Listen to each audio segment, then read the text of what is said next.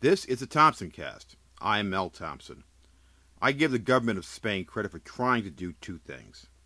First, avoiding an actual bailout, and second, trying not to be the source of contagion. As to the first, the EU's recapitalization of Spanish banks earlier this summer, in my opinion, was nothing more than an actual bailout of the Spanish government under a different name. As to the contagion issue, I say give it a week or two and we will see how this goes. The bottom line is that Spain is in deep financial trouble and it cannot be rectified through the rhetoric of clever names for loans.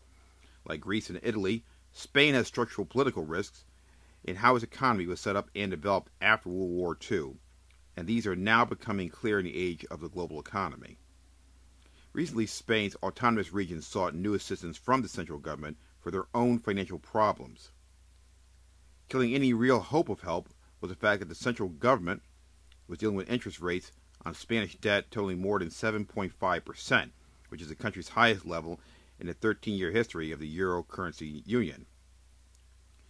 The interest rate is well above the 7% level that pushed the Greek, Irish, and Portuguese economies into bailouts. The reason Spain is in this position is because no one was willing or is willing to address the structural defects in their economic models as the world economy changed. Now they find themselves unable to bail out regional governments and instead need help from foreign governments. I totally understand that change is hard, but losing your dignity is even harder, which could have been avoided if hard decisions were made before we came to this chronic point in history.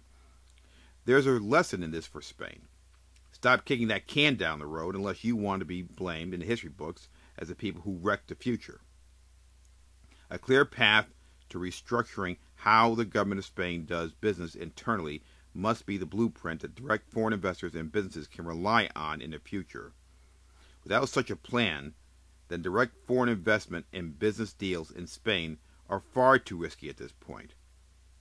I deal in political risk, not economics, and when you have the insanity of borrowing billions and then using those billions to not restructure your government model to adapt to a new economic reality, then you cannot be trusted with direct foreign investment or new business projects on your soil funded by U.S. investors.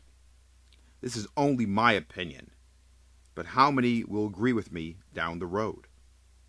This has been the Thompson Cast. I am Mel Thompson.